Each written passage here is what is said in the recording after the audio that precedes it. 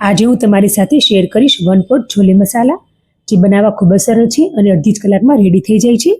કુકરમાં પલાળેલા છોલે, ટામેટા, ડુંગળી, આદુનો ટુકડો, મોટી એલચી, તજનો ટુકડો, તમાલપત્ર, સૂકા લાલ મરચાં, લવિંગ અને મીઠું એડ કરીને ઢાંકણ બંધ કરીને 6 થી 7 વિસલ કરો। પછી બીજી એક તપેલીમાં અડધો કપ જેટલું પાણી લેવાનું છે અને તેમાં 2 ચમચી જેટલી ચાયપત્તી એટલે કે ભૂકી નાખવાની છે અને તેને ઉકાળીને ગાળી લેવાની છે। અને અહીં આપણા છોલે પણ બફાઈ ગયા છે। હવે મિક્સી જારમાં તમાલપત્ર સિવાયના બીજા બધા મસાલા, ડુંગળી, આદુ, ટામેટા, થોડા બાફેલા છોલે અને પાણી એડ કરીને પીસીને પેસ્ટ બનાવી લેવાની છે। કડાઈમાં તેલ મૂકી તેમાં રાઈ, જીરું, આખા લાલ મરચાં અને ગ્રેવી એડ કરીને તેને સાતળવાની છે। સાથે તેમાં રૂટીન મસાલા અને છોલે એડ કરીને બધું બરાબર મિક્સ કરી લઈશું।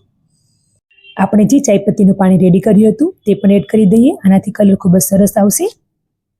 હવે તેમાં ચપટી ખાવાના સોડા એડ કરીશું, સાથે તેમાં થોડો ગરમ મસાલો, કસૂરી મેથી પણ એડ કરી દઈશું અને બધું બરાબર મિક્સ કરીને ઢાંકણ ઢાંકીને 5 મિનિટ માટે ચડવા દઈશું।